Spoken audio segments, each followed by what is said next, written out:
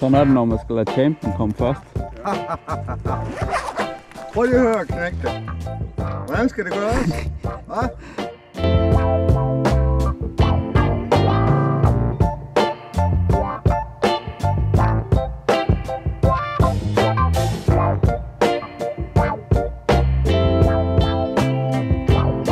Så blev det tid igen. Dyrenkjær på den take. Vi var taget afsted et par mand for at prøve lykken i Dyrenkjær.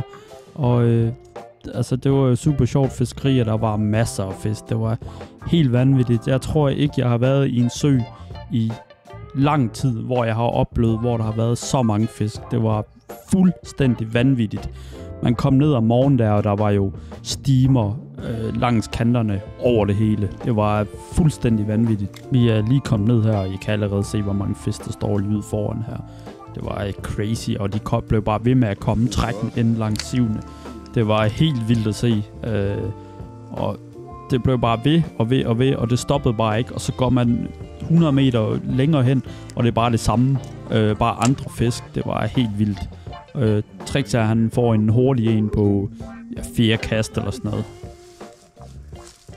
Vi gik efter den.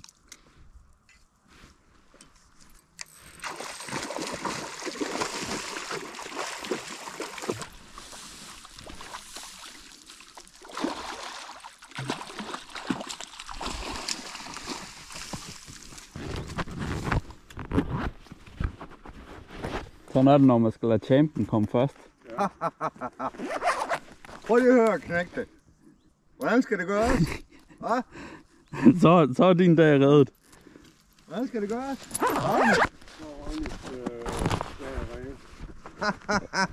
Så er vi glade. Jeg havde stillet mig lidt længere hen, og der stod lige så mange fisk herover. Men det var ikke så nemt for mig lige til at starte med, og jeg starter ud med en fidus i blå og gul. Jeg har en eller anden formodning om, at jeg godt kan overliste en enkelt fisk med den her blå og gul. Nu har jeg jo lige fisket over ved siden af, som I ikke lige så, hvor jeg faktisk fik en rigtig mange afvisninger på den her. Men jeg tror alligevel på, at jeg godt kan få overlistet en. Og det er jo det, der er med fiskeri mange gange, at det er faktisk lige så meget størrelsen på det spoon, du bruger, som det er, at det er farven. Og det er nok det bedste fif, jeg kan give, at bare fordi, at du skifter til et andet spoon, altså størrelse, så er det ikke ens betydning med, at man ikke skal prøve en farve, som man allerede har prøvet. Fordi mange gange, så kan det faktisk godt være størrelsen på spoonet, der gør tricket. Der kommer hele tiden fisk svømmende ind foran mig her, og jeg er simpelthen så koncentreret, at jeg opdager faktisk ikke, at jeg har skidt på. Og det ryger af ved en fejl her, hvilket jeg er rigtig glad for, som I kan se her.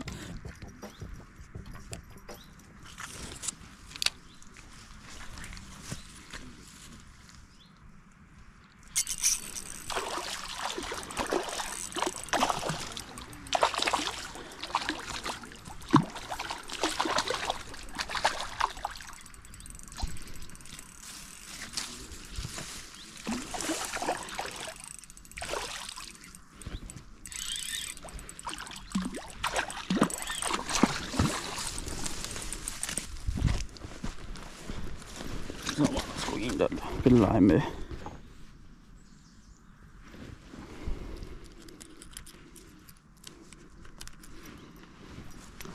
Fuck man, de er helt varme, de her fisk.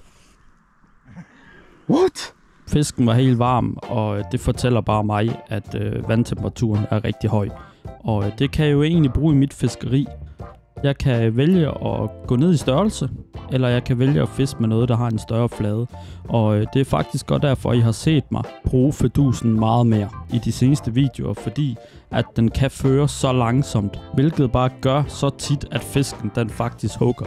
Fordi når der er fiskene er ramt af det her varme vejr, så bliver de sløve, og de er simpelthen ikke villige til at flytte sig de her meter til en halvanden, som de måske gør i vinteren, hvor de ser et eller andet komme forbi, og så drøner de bare over og hakker det. Det gør de ikke om sommeren. Om sommeren der skal det serveres nærmest lige foran hovedet på dem. Og små spoons, som ikke laver så meget ballade, og som kan føres rigtig langsomt, eller så noget som fidusen, noget med en stor bæreflade, som også kan føres rigtig langsomt. Det kommer man altså rigtig langt med. Til dem, der kender Godhand, så har der kommet nogle nye farver ud.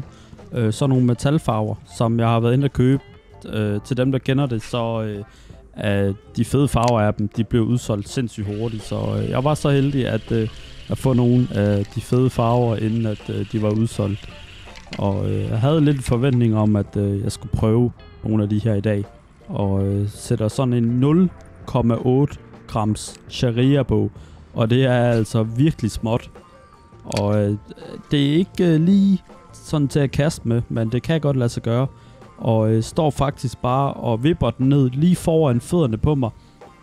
Når så fiskene de kommer trækkende, så er der altså en, der ikke kan stå for det og smadrer den her lille sharia her.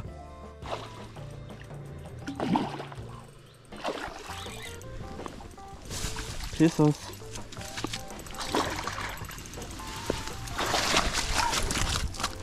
Det er sådan en grøn en, den her. Husk, hvis der er, at I har nogle spørgsmål angående, hvad jeg fisker med, og hvorhen jeg køber det, så spørg gerne. Jeg vil meget hellere end gerne både sende links til, hvor jeg køber med den, og sende direkte jer ind på den spoon, som I leder efter. Det er ingen problem. Jeg havde stået en lille times tid oppe i forenden, og besluttede mig derfor stille og roligt at gå ned i svinget. Og holy shit, der stod mange fisk. Det var, jeg har ikke oplevet noget lignende, at der stod så mange fisk så langt inde på kanten. Det var vildt. Warming, han stod allerede hernede og prøvede at se, om han ikke kunne få dem lukket til lidt. Og Akon og jeg, vi skulle da også lige prøve at se, om vi ikke kunne få. Ja, nu har de set den her. Prøv at se, der står 3, 4, 5, 6, der står 8 fisk bare lige her. Det er fucking vanvittigt.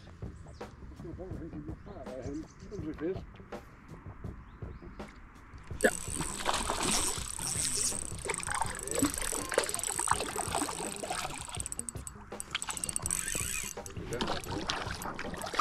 Fidus.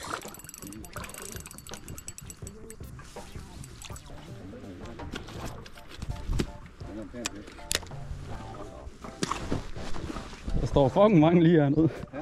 Det er helt vanvittigt. Det er faktisk anden fisk, jeg fanger på den i dag. Den første, den tog den også.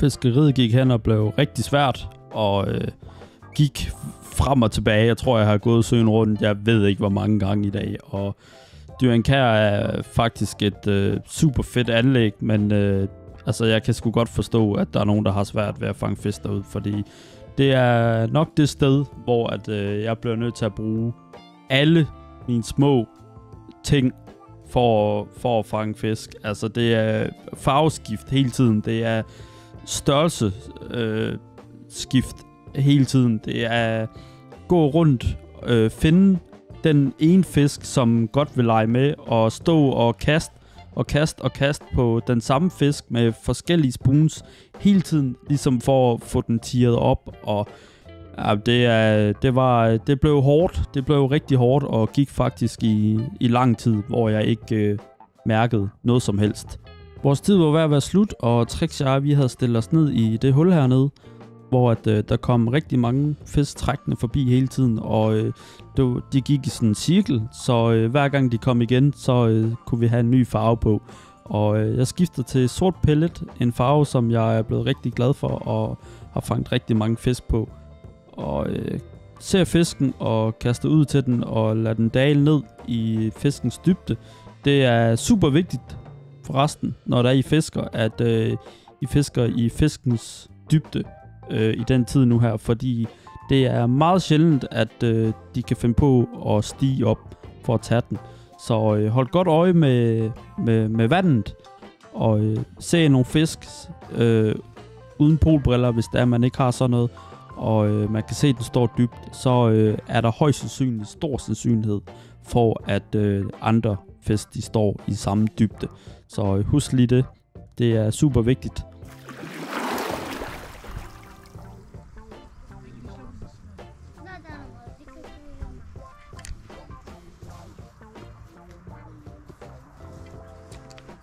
Der også.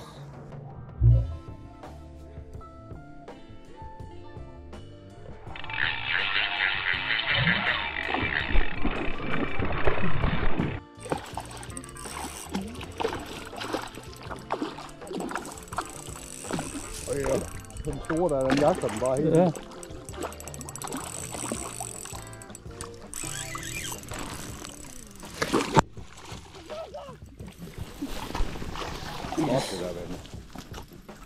Fuck, den smadrede den bare.